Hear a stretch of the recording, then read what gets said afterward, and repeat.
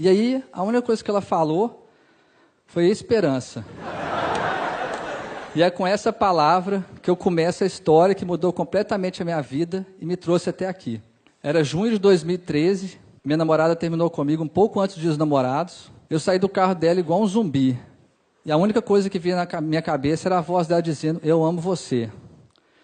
Cheguei em casa, contei para o meu pai, falei, pai, por que ela terminou comigo? Tem amor aqui dentro. E eu sei que tem amor dentro dela. E meu pai falou, meu filho, quando alguém entra na sua vida e depois de um tempo vai embora, pode ser qualquer coisa, menos amor. Construa uma nova história. Eu falei, pai, mas como é que começa isso? Ele falou, não se preocupe, todo começo vem de um final. E aquilo bagunçou a minha cabeça, porque eu comecei a lembrar que todos os meus namores começaram porque um terminou, eu só entrei no emprego porque a faculdade terminou, e aquilo deu um loop infinito. E quando eu estava começando a ficar bem, uma semana depois, meu pai foi diagnosticado com uma doença rara e degenerativa, que queria matá-lo em 90 dias. Na hora que a gente recebeu o diagnóstico, eu e minha mãe começamos a chorar, xingar tudo, gritar, e meu pai na nossa frente, parado, normal, sereno. E eu comecei a xingar meu pai. Eu falei, pai, por que você não está chorando? Por que você não está chorando? E ele falou, olha para mim, meu filho. E a única coisa que eu pensava é, como é que eu vou olhar para a pessoa que eu mais amo no mundo, sabendo que ela vai morrer? E eu não consegui olhar. E meu pai me segurou, falou, olha para mim. E aí eu olhei, e ele falou, se você soubesse que hoje era o último dia da sua vida, você ia passar de chorando. E aí eu e minha mãe ficamos parados. E eu falei, pai, você não pode morrer. E ele falou, meu filho, todo mundo vai morrer. E eu falei, pai, mas todo mundo vai morrer. E a gente, o que a gente vai fazer? Ele só respondeu, viver. E foi isso que a gente foi fazer. A gente foi viver. Voltamos a fazer coisas simples, como almoçar juntos, ir ao cinema e jantar junto. Até que a doença começou a tentar impedir meu pai de viver. E tirou a capacidade dele de falar. Eu comprei um iPad, entreguei para ele, e ele começou a escrever. Tinha uma pergunta para mim e para minha mãe. Eu peguei o iPad e comecei a escrever. Entreguei para minha mãe e a minha mãe começou a escrever. E meu pai começou a chorar, porque ele percebeu que a gente ia viver aquilo com ele. Se ele não falava, a gente não falava, a gente não ia abandonar ele. Aquelas conversas viraram lições de vida, porque eram conversas sobre o amor, sobre os inúmeros foras que eu tomava e continuo tomando, e sobre o amor que ele tinha com a minha mãe. Eu peguei aquelas conversas que viraram textos e publiquei num blog, e viralizou na internet. Milhões de pessoas liam os textos. Várias editoras do país me procuraram para publicar um livro. Eu nem sabia que meu pai escrevia e que o sonho dele era publicar um livro. Cheguei em casa correndo, falei, pai, nós vamos publicar um livro. E aí ele começou a chorar, tremer e engasgou. Eu corri e chamei minha mãe, mãe, papai está passando mal. E minha mãe veio correndo. E aí eu peguei o iPad, entreguei para ele, e ele escreveu, será que vai dar tempo? E aí eu saí correndo, desesperado, para a editora, e falei, eu não quero dinheiro, eu não quero nada. Eu só quero que o livro saia o mais rápido possível, para meu pai poder ver isso. E eles falaram, você tem todos os textos? Eu falei, tenho. Então me manda agora. Eu voltei para casa correndo, e falei, pai, nós temos que mandar os textos agora, você quer alguma coisa? E ele falou, quero que o último texto seja o meu. Eu falei, tá bom, qual que é o texto? Ele falou, eu acabei de escrever, mas você precisa me prometer uma coisa. Eu falei, o que foi? Você só pode ler depois que eu morrer. Eu falei, pai, como assim, pai? E eu falei para ele, tá bom, pai, então você tem que me prometer uma coisa. E ele escreveu o quê? Você não pode morrer. E aí, eu e meu pai cumprimos a promessa. A gente lançou o nosso livro, Faça Amor, Não Faça Jogo. Mais de 400 pessoas no lançamento, eu, meu pai, minha mãe, minha sobrinha. O livro virou best-seller no país. Só que aí a doença tentou impedir meu pai de viver. E tirou a capacidade dele de andar. E colocou ele na cadeira de rodas. E agora a gente tinha rodas. O que a gente ia fazer? Meu pai amava viajar. A gente transformou a cadeira no avião. E todo dia, pela manhã, a gente descia para a nossa pista de decolagem, fazia um plano de voo, e eu separei um dia para vocês.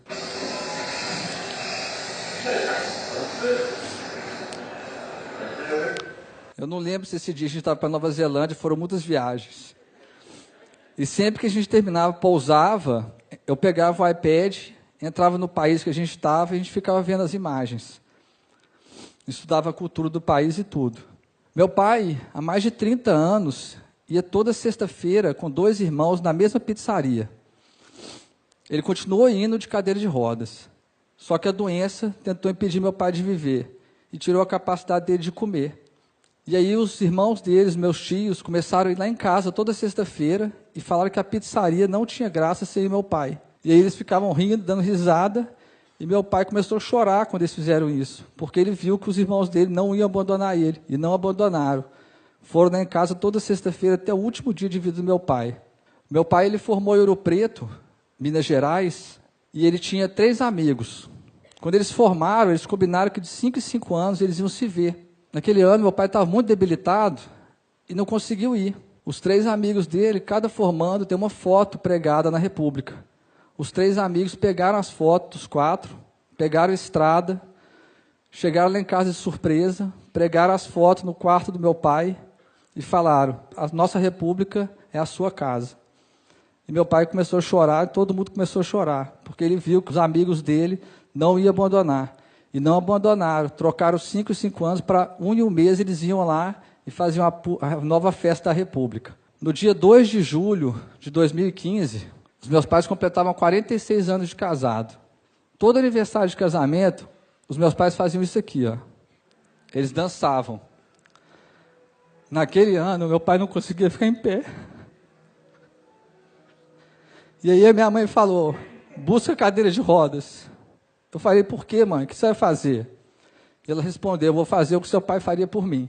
Eu busquei a cadeira de rodas e quando eu voltei para o quarto, a minha mãe estava abraçada com meu pai na cama. Eu cheguei perto para ajudar e ela falou: não precisa. E ela começou a tirar meu pai da cama, fazendo maior força, e meu pai não tinha força, não sei de onde que ele tirou, foi a última força que eu vi ele fazendo na vida, e a minha mãe conseguiu colocar ele na cadeira de rodas. Ela colocou uma música e ajoelhou ao lado dele e começou a fazer a cadeira girar. E os dois começaram a dançar. Meu pai chorava e ria ao mesmo tempo. E foi a cena mais bonita que eu já vi na minha vida inteira. Quando acabou a dança, eu entreguei o iPad para o meu pai e ele escreveu: eu tenho um último sonho. E eu perguntei: qual que é, pai? Ele escreveu: eu quero ver o mar pela última vez. Eu falei: então a gente vai. Eu fui muito criticado, muita gente falou que eu era louco, porque eu ia levar uma pessoa que não falava, não comia, não fazia nada, para a praia, que nem ia aproveitar nada. A única coisa que passava na minha cabeça era: talvez o amor seja isso, fazer loucuras, fazer o improvável, o impossível virar possível. E eu separei 3 momentos da viagem para vocês verem: o início, o meio e o fim. Quando a gente voltou da viagem, meu pai estava muito debilitado. Ele pegou o iPad e começou a escrever: meu filho, eu estou sentindo muita dor. A minha mão treme muito. Eu não sei até quando eu vou conseguir escrever. A gente precisa criar uma nova forma de comunicar. Se eu piscar uma vez é sim, 2 é não, e 3 é eu te amo. No dia 23 de agosto de 2015, o meu pai faleceu. Os médicos tinham dado 90 dias. Meu pai viveu por mais de 1095. Eu resolvi contar um pouquinho dessa história aqui, porque eu vejo o mundo distorcendo, complicando demais as coisas. Fique com alguém que faz isso, que te dê aquilo. E todas essas regras e exigências são criadas pela cabeça. O amor é criado aqui dentro, no coração. O resto todo é ilusão. Eu vejo a sociedade exigindo demais status sociais, bens materiais, pedindo que os pais coloquem os filhos nas melhores escolas, nas escolas mais caras, que estudem 3 línguas, que as esposas sejam as melhores amantes, sejam bem-sucedidas. E eu queria dizer para todos vocês que tudo isso não significa nada. A única coisa que o bem mais valioso que vocês têm, podem dar para alguém que você ama, é o seu tempo. Aquele tempo que a pessoa deita no seu colo e você fala: vai ficar tudo bem. A pessoa que você ama Só precisa que você passe pela confiança, que esteja ao lado dela nas suas escolhas e que principalmente dê a ela esperança. Esse é meu primeiro pedido. Dê o seu tempo para a pessoa que você ama. Muita gente acha que é fácil eu pedir isso porque acha que a minha relação com meu pai era perfeita. E não existe nada perfeito no mundo. Eu e meu pai éramos cheios de defeitos, nós seres humanos somos cheios de defeitos. Quantas vezes meu pai entrou no meu quarto e eu falei, pai, me deixa em paz, estou tocando guitarra. Pai, me deixa em paz, estou jogando videogame. E sabe o que ele fazia? Ele sorria. Eu tratava ele mal e ele sorria. Ele rebatia a minha raiva, a minha paciência com amor. E foi isso que ele me ensinou. Quando alguém que a gente ama nos tratar mal, em vez de tratá-la mal de volta, dê o seu amor. Porque o amor é a única forma capaz de transformar o mundo e as pessoas. O meu pai me transformou. Ele me salvou. Ele nunca desistiu de mim. E esse é o meu último pedido. Nunca desista da pessoa que você ama. E agora, vocês devem estar querendo saber o que é o amor. Acreditar. Esse é meu enigma. A forma mais bonita que eu aprendi para deixar um pouco do meu amor dentro de todos vocês que estão aqui. Fique com Deus. Obrigado.